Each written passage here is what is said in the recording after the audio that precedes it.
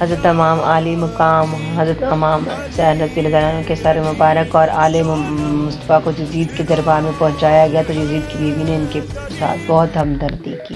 یزید کی بیوی اصل میں کون تھی؟ اس نے بی بی زینب کو کیا کہا اور یزید کے دربار میں جا کر سب کے سامنے جا کر یزید کو رسوا کیوں کیا جبکہ وہ اس کی بیوی تھی؟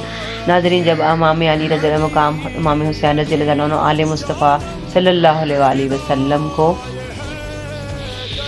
جب یزید کے دربار میں لایا گیا تو اس وقت ایک عورت یزید کی بیوی ہند کے پاس آئی اور کہا کہ اے ہند، ابھی کچھ کہہ دیا، انہیں دیکھ کر دل دہل جاتا ہے، آؤ چلتے ہیں۔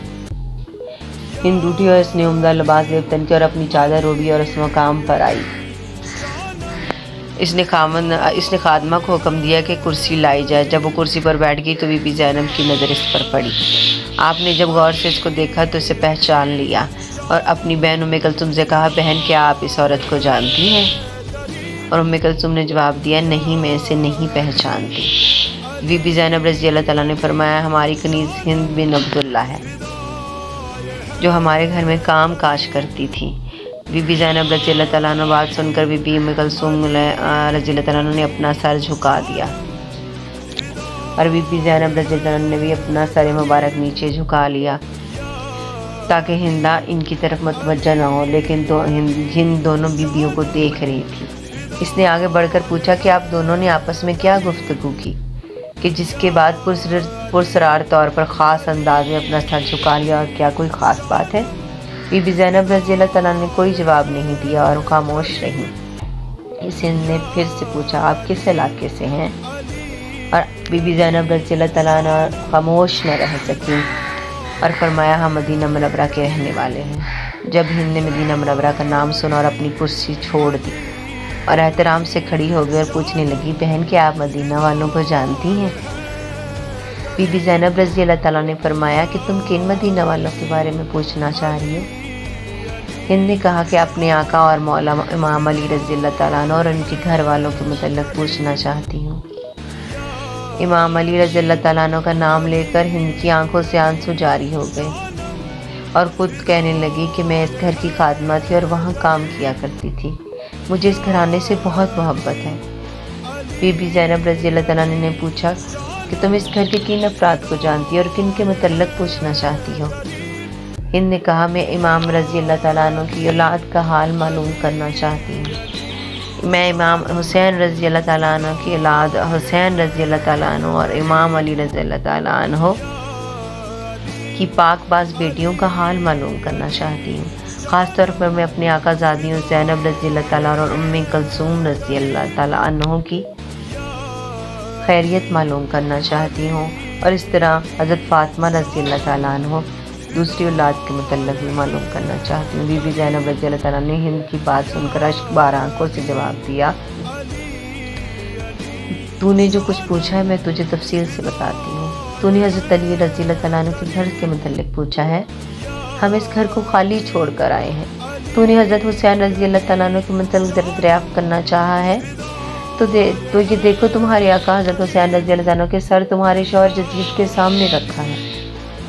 تم نے اولاد علی رضی اللہ تعالیٰ کے متعلق پوچھا ہے، تو ہم حضرت عباس رضی اللہ تعالیٰ کے سمیت سبھی نوجوانوں کو کربلا کے تپتے صحرا میں بے غسل و کفن چھوڑ کر آئے ہیں۔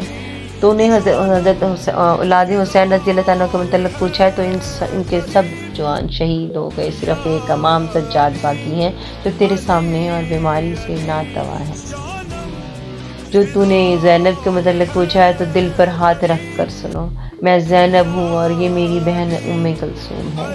بی بی زینب رضی اللہ تعالیٰ عنہ کا درد بھرا جواب سن کر ہند کی چیخ نکل گئی اور سر پیٹ کر کہنے لگی، ہائے میرے آقا زادیوں، کیا ہو گیا؟ میرے مولا کا حال کیسا ہے؟ اور میرے مظلوم آقا امام حسین رضی اللہ تعالیٰ عنہ کا کاش اس سے پہلے میں اندھی ہو جاتی اور حضرت فاطمہ رضی اللہ تعالیٰ عنہ کی بیٹیوں کو اس حالت میں نہ دیکھتی۔ روتے روتے ہند بے قابو ہو گئی اور ایک پتھر اٹھا کر اپنے سر پیٹنے لگی۔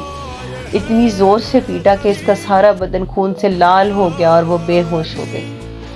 جب اسے ہوش آیا تو بی بی زینب رضی اللہ تعالیٰ عنہ اس کی طرف متوجہ ہو کر کہنے لگی، اے ہند تم کھڑی ہو جاؤ، اپنے گھر چلی جاؤ، کیونکہ تمہارا شوہر یزید ہے، بہت ظالم شخص ہے، ہم اپنی مصیبت میں گزارا کر لیں گے، ہم یہ نہیں چاہتے کہ ہماری وجہ سے تمہارا سکون برباد ہو جائے۔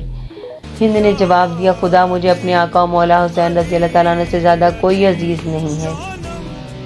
میری پوری زندگی کا سکون ختم ہو چکا اور میں اپنی زندگی کے باقی لمحات اسی طرح روتے روتے گزاروں گی، اور اے میرے آقا زادیوں، میں آج سے درخواست کرتی ہوں کہ آپ میرے ساتھ میرے گھر آئے، ورنہ میں بھی آپ کے ساتھ ہی بیٹھی رہوں گی۔ یہ کہہ کر ہند کھڑی ہو گئی، اپنی چادر اتار کر منہ کو لپیٹتے ہوئے یزید کے سامنے آئی۔